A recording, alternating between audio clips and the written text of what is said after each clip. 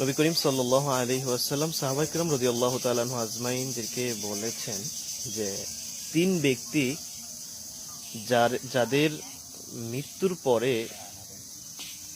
তারা জান্নাতে চলে যাবে, অর্থাৎ যাদের কোনো হিসাব নিকাশ হবে না, অর্থাৎ জান্নাতে যাওয়ার বাধা হলো তাদের মৃত্যু, অর্থাৎ মৃত্যুর সাথে সাথেই মৃত্যুর পরেই তারা সোজা জান্নাতে চলে যাবে। তিন ব্যক্তি। এক নম্বর হলো শহীদগণ।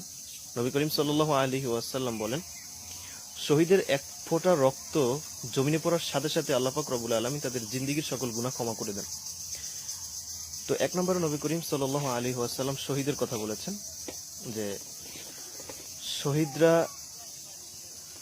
তাদের মৃত্যুর পরে তারা সোজা জান্নাতে চলে যাবে।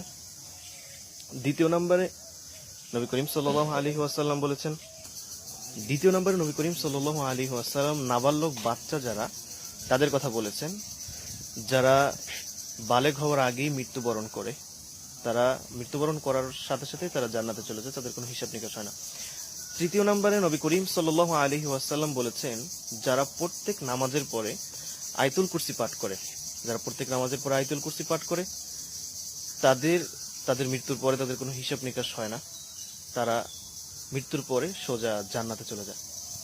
এজন্য আমরা যারা প্রত্যেক নামাজের পরে আয়াতুল কুরসি পাঠ করি, আলহামদুলিল্লাহ, এই আমলটি আমরা চালিয়ে যাব।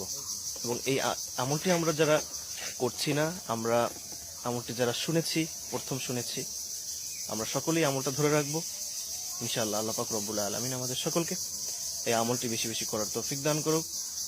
এবং অবশ্যই আমরা 5 ওয়াক্ত নামাজ জামাতের সাথে আদায় করবো ইনশাআল্লাহ।